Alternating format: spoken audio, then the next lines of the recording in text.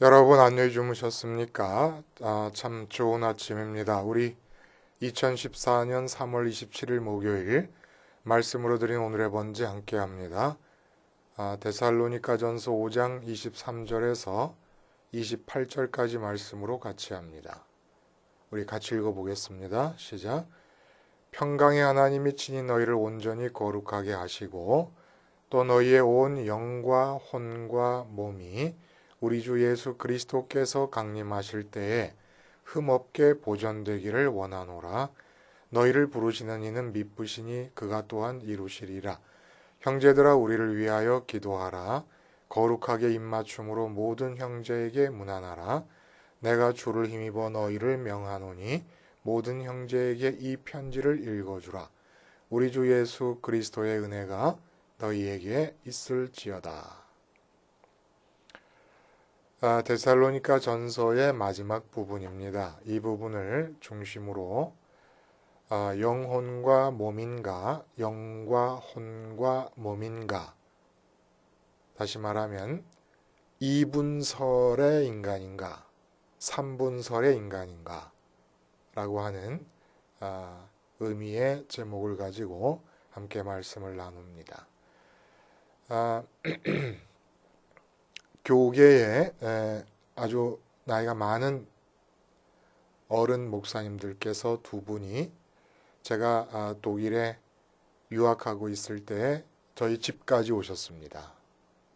독일을 지나시는 중에 이제 동독으로 들어가시기 위해서 제가 공부하던 그 괴팅겐이라는 도시가 동독에서 제일 가까운 도시거든요. 그래서 거기 들르셔서 집에까지 오셨는데 이제 식사를 다 하시고 나서 과일을 먹으면서 그분들이 이런 말씀을 하십니다. 야, 태목사야 이렇게 부르세요. 그래서 예 그랬더니 이렇게 멀리 한국에서 밖에 나왔으니까 한번 좀 눈치 볼 거 없이 한번 솔직히 노골적으로 한번 물어보자. 이 영혼 육의 관계가 어떻게 되는 것이냐? 우리나라 무속에서는 죽으면 사람의 혼령이 귀신이 돼서 구천을 떠돌아다닌다고 하는데 이 말은 무슨 말이고, 또 우리는 장례식을 할 때 설교를 하기를 죽으면 하나님 품에 안긴다고 장례식을 하고 있는데 이건 또 무슨 말이냐? 그리고 예수님께서 오실 때 부활한다고 하는 이 말은 또 무슨 말이냐? 그러니까 인간의 구성 요소, 영과 혼과 몸, 그리고 종말론이 완전히 뒤죽박죽이 돼가지고 어느 것 하나 분명한 게 없다는 얘기입니다. 이때는 이 얘기하고 저 때는 저 얘기하고. 근데 이분들만의 문제였겠습니까? 총회 우리 그 예수교 장로회 통합 측의 교단에서 아주 큰 일들을 하시는 분들이셨습니다. 두 분 다. 근데 이게 명확하지 않은 것은 아마 여러분들도 마찬가지일지 몰라요. 인간의 구성 요소에 대한 이해를 보면 교회사 속에서 크게 두 가지가 대립을 하고 있습니다. 3분설과 2분설이에요. 근데 3분설, 영과 혼과 몸으로 돼 있다고 하는 이 3분설의 가장 두드러진 근거가 뭐냐면 오늘 우리가 읽은 데살로니가전서 5장 23절의 말씀과 히브리서 4장 12절의 말씀입니다. 히브리서 4장 12절에 뭐라 그러냐면 하나님의 말씀은 살았고 운동력이 있어 좌우의 날선 어떤 검보다도 예리하여 혼과 영과 및 관절과 골수를 찔러 쪼개기까지 한다. 이 말에 근거되어 있고 오늘 우리가 읽은 23절에 온 영과 혼과 몸이 우리 주 예수 그리스도께서 강림하실 때에 흠없게 보존되기를 원하노라. 이 두 구절이 3분설을 주장하는 사람들의 아주 가장 확고한 근거가 되어주고 있다는 얘기입니다. 근데 성경 전체적으로 볼 때 영이라고 하는 말이 푸뉴마고 또 이 혼이란 말이 푸시케라고 하는 헬라어 단어인데 이게 구분이 그렇게 뚜렷하지 않게 혼용되어지고 있습니다. 성경 전체적으로 보면. 그리고 주님께서도 마태복음 10장 28절에 뭐라 그러셨냐면은 몸은 죽여도 영혼은 능히 죽이지 못하는 자들을 두려워 말고 오직 몸과 영혼을 능히 지옥에 멸하시는 자를 두려워하라. 이분설로 말씀을 하신 거예요. 영과 혼은 하나의 대상으로 놓고 말씀을 하시고 영혼과 몸으로 이루어져 있다. 이렇게 이분설로 말씀을 하신 것이 분명하다는 얘기입니다.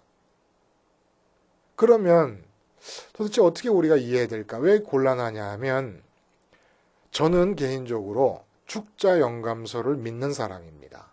성경은 한자 한자 성령님의 감동을 통해서 이루어져서 쓰여졌다고 믿습니다. 그리고 성경이 나에게 주는 말씀이 되려면 동일하게 축자 영감하셨던 글자대로 글자대로 영감을 주셨던 그 똑같은 동일한 성령님께서 오늘 이 상황에서 살고 있는 나에게 그 말씀을 해석해 주셔야 된다고 믿는 사람입니다. 축자 영감설이라고 문자를 그대로 이해한다는 것은 성경 자체를 우상시하는 것이고 영이신 하나님과의 만남의 사건성을 무시해버린 겁니다. 만남의 사건이라는 건 지금 살아계신 하나님과 만나줘야 되는데 문자로 묶어버린다는 겁니다. 그래서는 안 된다는 거예요. 축자 영감 되어졌지만은 축자 영감하시던 그 동일한 성령님에 의해서 당신이 축자 영감하셨던 그 문자들을 해석해 주실 때에 나에게 주시는 말씀이 되는 것입니다. 그러니까 축자 영감서를 믿는 입장에서는 분명히 사도 바울을 통해서 말씀하실 때 몸과 혼과 영이라고 말씀하실 때도 성령이 감동하신 것이고 다른 모든 부분에서 영과 혼이라고 하는 게 혼용되어서 사용되는 그 경우도 성령께서 말씀하신 건데 그럼 왜 그러셨냐? 서로 다른 상이한 입장이 나올 수 있는 근거가 왜 이렇게 두 개가 제시돼야 되느냐? 그래서 그 데살로니가전서 우리가 읽은 23절도 그렇고 히브리서 4장 12절도 그렇고 사실은 내용적으로 보면 인간의 구성 요소가 주제인 말씀들이 아닙니다. 히브리서 4장 12절은 하나님의 말씀이 주제인 것이고 오늘 본문 23절도 사람의 구성 요소가 어떻게 돼 있다라고 하는 것이 주된 주제가 아니고 데살로니가 지역에 환난과 고난이 많은데 지금까지 잘 신앙을 지켜왔는데 앞으로 주님이 재림하셨을 때 이들이 주님 앞에 서는 그 모습이 온전한 모습으로 보존되기를 바란다는 권면이 주제가 되어 있는 말씀이지 인간의 구성 요소가 무엇으로 되어 있느냐라는 것이 주된 주제가 아닌 말씀이라는 얘기입니다. 그래서 우리가 여기서 초점을 맞출 수 있는 것은 타당하게 성령님의 의도가 무엇일까? 이렇게 축자 영감하셔서 몸과 혼과 영이라는 말씀을 두 군데서 명확하게 하시고 대부분 다른 부분에서는 영과 혼을 혼용해서 사용하도록 이렇게 축자 영감하신 성령님의 의도는 도대체 어디에 있는 것일까? 왜 그렇게 사용할 수 있는 것일까? 혼용하기도 하고 뚜렷하게 세 개로 구분하기도 하면서 말할 수 있는 이유가 뭘까? 그러니까 우리는 2분설과 3분설 중에 어느 거 하나를 절대시해서 선택할 필요가 없다는 얘기입니다. 성령님께서 2분설처럼 말씀하시기도 하시고 3분설처럼 말씀하시기도 하셨습니다.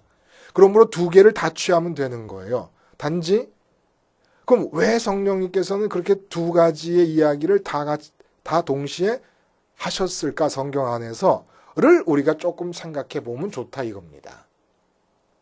그래서 인간에 관한 얘기가 나오는 부분부터 한번 보면은 창세기에 나오잖아요. 인간이 창조됐을 때 그 창세기 2장 3장에서도 인간이 창조되는 과정을 보면 하나님께서 조직적으로 마치 무슨 과학자들이 뭐 화장품 성분 분석하듯이 그렇게 인간의 구성 요소는 영과 혼과 육체로 되어 있다. 이런 식으로 제시하시는 게 아니고 이렇게 인간의 구성 요소가 주제도 아닙니다. 인간이 만들어질 때 상황을 가만 보면 하나님이 계십니다. 그리고 이미 이 세상이 다 만들어졌습니다. 물질 세계인 이 세상이 다 만들어졌어요. 하늘과 땅과 바다에 있는 모든 것들이 만들어진 상태에서 아담이 만들어집니다. 이건 뭘 얘기하냐면 하나님이 계신 하늘나라가 있고 물질 세계인 이 세상이 있는데 그 중간에 아담이 만들어졌습니다. 아담의 위치가, 실존적인 위상이 바로 그 중간이라는 거예요. 그럼 아담은 도대체 왜 만들어졌는가? 물질로 만들어진 세상과 영이신 하나님, 하나님이 계시는 그 하늘나라에 대해서 관계해야 되는 인격체로 만들어진 겁니다. 여기서 몸이냐 혼이냐 영이냐 이것이 어떻게 구성되어 있느냐 이런 것을 주제로 하고 있는 게 아니에요. 관계적 인격체로 만들었다는 것이 성경의 주제입니다. 그래서 선악과를 따먹지 말라고 하는 것도 하나님과의 관계 방법을 포함하고 있는 말씀이고 또 이 세상을 정복하고 다스리라는 위임 명령도 이 물질로 이루어진 세상을 관계하라는 아담의 위치를 이야기해주고 있는 겁니다. 그러니까 영과 혼과 몸 이것이 어떻게 이루어졌느냐 구성이 어떻게 되어 있느냐가 중요한 주제로 대두되는 것이 아니고 인간은 하나님, 영이신 하나님과 물질인 이 세계 사이에서 위치하면서 이 물질로 이루어진 세상과 영이신 하나님이 계신 하늘나라에 대해 관계해야 되는 인격체로 만들어졌다는 것이 성경이 우리에게 말해주고 있는 주된 포인트라는 얘기입니다. 자, 이렇게 해서 관계적 존재로 만들어졌습니다. 그러니까 무엇으로 어떻게 구성되어 있느냐가 중요한 게 아니라 인간을 대할 때, 성경을 통해서 대할 때 중요한 것은 어떻게 관계하느냐가 중요한 문제였다 이겁니다. 관계할 대상은 정해졌습니다. 세상이 있고 하나님이 계십니다. 하나님이 계신 하늘나라가 있습니다. 어떻게 관계하느냐? 자, 어떻게 관계합니까? 타락하기 전의 상태의 관계의 방식을 보면 인격체로 만들어진 살아있는 생명이 되었다. 그래서 살아있는 존재로 만들어져서 인격이 된 이 아담은 육체를 통해서 물질로 이루어진 이 세상을 관계합니다. 그리고 영이신 하나님 어떻게 관계합니까? 성령을 통해서 관계합니다. 혹자는 그런 의문을 가질 수 있어요.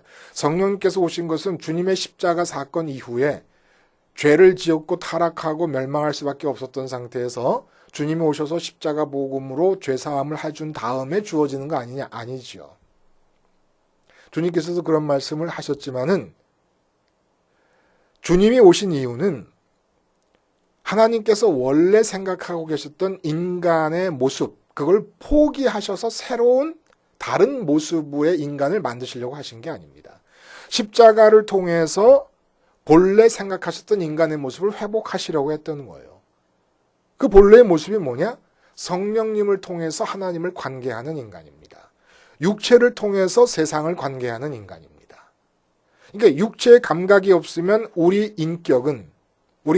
마음은 이 세상을 관계할 수가 없어요. 그렇죠?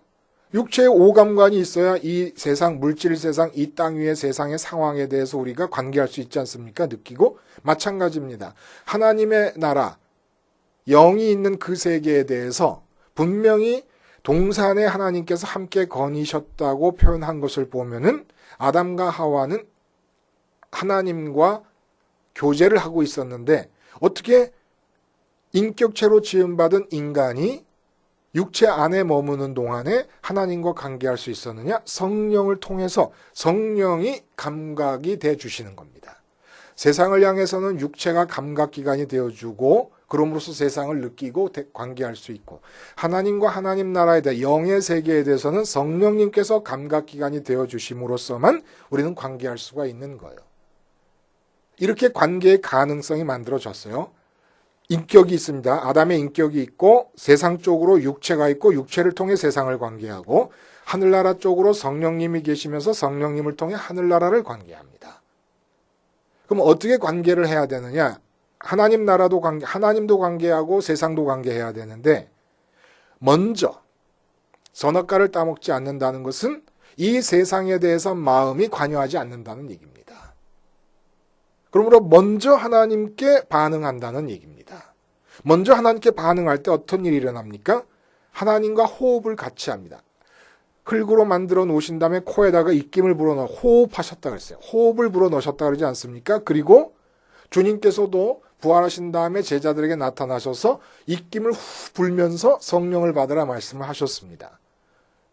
하나님과 교제, 호흡을 같이 하는 교제의 관계에 들어간다는 거예요. 이때 하나님께서 인격체이신 아담의 마음속으로 들어가게 됩니다. 아담과 하와가 하나님과 하나가 됩니다. 그럴 때 아담의 몸이 관계하고 육체가 관계하고 있는 이 세상에 대해서 아담의 생각이 아니라, 왜냐하면 선악과를 따먹었기 때문에 아담은 세상에 대해서 생각할 수가 없습니다. 하나님의 생각이 나타납니다. 어떻게 나타납니까? 아담의 몸을 통해서 나타납니다. 보세요. 아담의 인격, 아담의 마음이 하나님께 먼저 반응합니다. 하나님께 관계합니다. 하나님과 하나가 되었습니다. 이때 하나님께서 아담의 육체가 머물고 있는 세상 일에 대해 뜻이 있으시고 의견이 있으시고 생각이 있으셔서 하나님께서 세상에 대해 반응하십니다. 그 하나님에 대한 반응이 아담의 육체를 통해 나타나는 겁니다. 이게 온전한 인간 상태였다는 거예요. 온전한 인간 상태. 근데 타락하게 되면서 어떻게 됩니까? 하나님께 등을 돌립니다. 그래서 창세기 6장 3절에 노아 홍수 이야기의 그 내용을 읽다 보면은 하나님의 신이 인간들을 떠났다고 얘기합니다. 그래서 인간이 육체가 되었다는 얘기를 하게 돼요. 그러니까 타락한 인간의 모습이 어떤 모습이냐면 하나님께 반응하지 않습니다. 육체를 통해 세상에 대해 반응을 하게 됩니다. 먼저 반응을 하는 거예요. 관계를 그렇게 갖게 된 겁니다. 그래서 하나님과 단절된 상태를 주님께서 오셔서 극복해 나가시는데, 자, 이제 여러분 한번 보세요.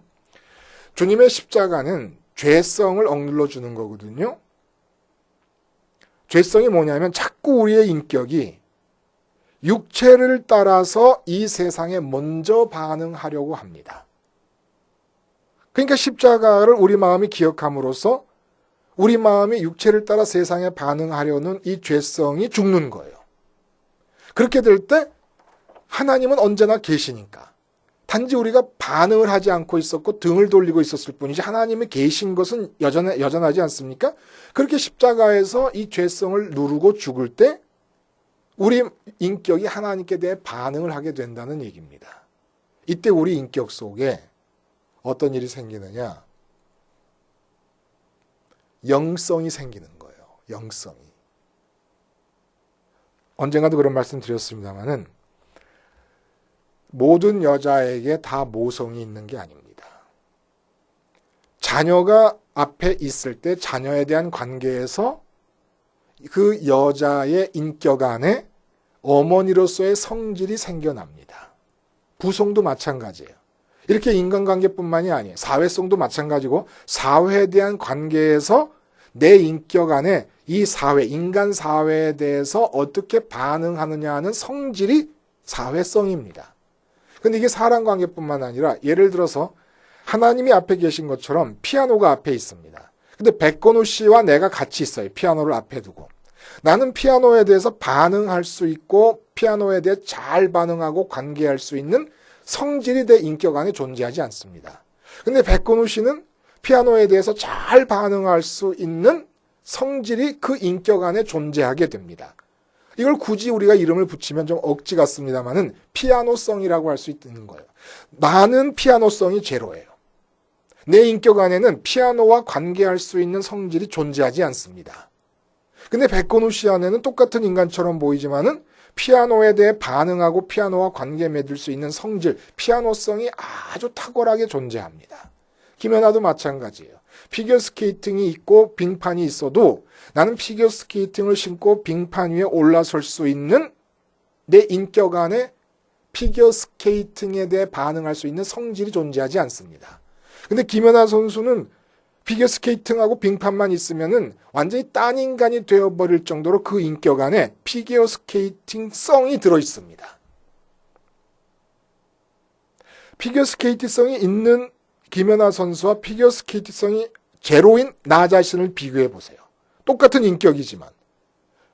그러니까 피겨스케이팅을 잘 피겨스케이팅을 신고 잘 연기를 할 수 있는 그 피겨스케이팅성은 물질은 아니지만은 실체입니다. 실체.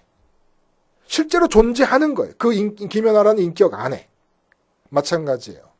영이신 하나님에 대해서 어떤 사람은 피아노에 대해 백건호 씨가 잘 반응하듯이 피겨스케이트에 대해서 김연아 선수가 잘 반응하듯이 영이신 하나님에 대해서 잘 반응할 수 있는 사람이 있는가 하면 제가 피아노를 대하는 것처럼 제가 피겨스케이트를 대하는 것처럼 영이신 하나님에 대해서 반응할 수 있는 아무런 성질이 없는 사람이 있는 거예요. 이게 어떤 사람입니까? 영성 제로의 사람이라는 거예요. 영성이라는 것은 실체입니다. 실체. 예를 들면 이런 거죠. 다윗이 사울 왕에게 쫓길 때 동굴에 들어가 있는데 시커멓잖아요, 동굴이. 근데 다윗을 쫓아가던 사울이 이 생리적인 욕구가 생겨가지고 굴에 들어와서 생리적인 욕구를 해결하고 있는 중입니다. 근데 굴 안에 들어와서 이미 이 눈의 조리개가 적응이 된 사람들은 들어오는 사울을 잘 볼 수가 있지 않습니까? 입구에서 빛이 들어오고 그러니까 뒤에서 같이 숨어있던 다윗의 이 추종자들이 다윗이여 지금이 찬스입니다. 찔러 죽이세요. 라고 얘기를 합니다. 그러니까 사울 왕이 들어와 있다고 원수가 자기의 존재를 모르고 등을 돌리고 지금 생리적인 욕구를 해결하고 있는 그 상황에 대해서 반응을 하는 겁니다. 근데 다윗은 어떻게 반응합니까? 그 상황이 있고 또 뭐가 있냐면 하나님이 계십니다. 그 현장에. 언제나 인간의 모든 삶의 순간에는 하나님이 함께 계십니다. 그리고 사울 왕이 들어와서 지금 그러고 있다고 하는 상황이 함께 존재합니다. 이때 다윗의 인격은 보이지도 않고 들리지도 않지만 영이신 하나님께 반응을 합니다. 먼저 이 사울 왕을 하나님이 세우셨다. 그러므로 내가 지금 찔러 죽이기만 하면 되는 이 상황이지만은 내 원수, 나 죄도 없는 나를 계속 10년 동안 쫓아다니고 있지만 억울해서 죽겠지만 하나님이 세운 자를 내가 죽일 수 없다. 하나님께 반응을 한 이게 바로 영성입니다. 영성이라고 하는 성질이 실체로서 다윗의 인격 안에 존재하는 거예요. 이걸 바로 성경은 영이라고 얘기하고 있다 이겁니다. 왜 성령님께서 영과 혼과 몸이라고 뚜렷이 구분을 해서 말씀하시기도 하고 아주 제한된 부분이지만 신약성경 전체적인 부분 아니면 구약 전체적인 부분에서 보자면 영과 혼의 구분이 없이 영혼과 몸의 이분설처럼 사용을 하는가? 당연히 그렇게 사용할 수 있지 않겠습니까? 우리에게 있어서 영이신 하나님과 우리 인격이 혼이에요. 근데 그 혼이 영이신 하나님과 관계할 때에 우리 인격이 푸뉴마, 영을 푸뉴마라 그러거든요. 푸뉴마틱한 성격이 생겨나는 겁니다. 그러니까 그 성질 자체를 빼내서 얘기하자면 영으로 얘기할 수가 있는 거죠. 우리가 영. 그러니까 우리가 영이 죽었다 이렇게 얘기하지 않습니까? 영이 죽었다. 영성이 죽었다. 그 어떤 상태를 말하는 것입니까? 영이신 하나님에 대해서 반응하고 관계할 수 있는 능력이 제로인 거예요. 제가 요즘 우리 아이를 봅니다. 한참 사춘기 때 자기 신체에 대해 관심이 많을 때 아닙니까? 뭐 철봉 사달라, 무슨 이 악력계 사달라, 말이 많아요.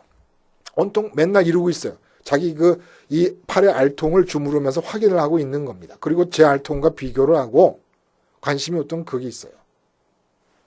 그게 제가 봅니다. 창세기 6장 3절에 뭐라 그랬다고요?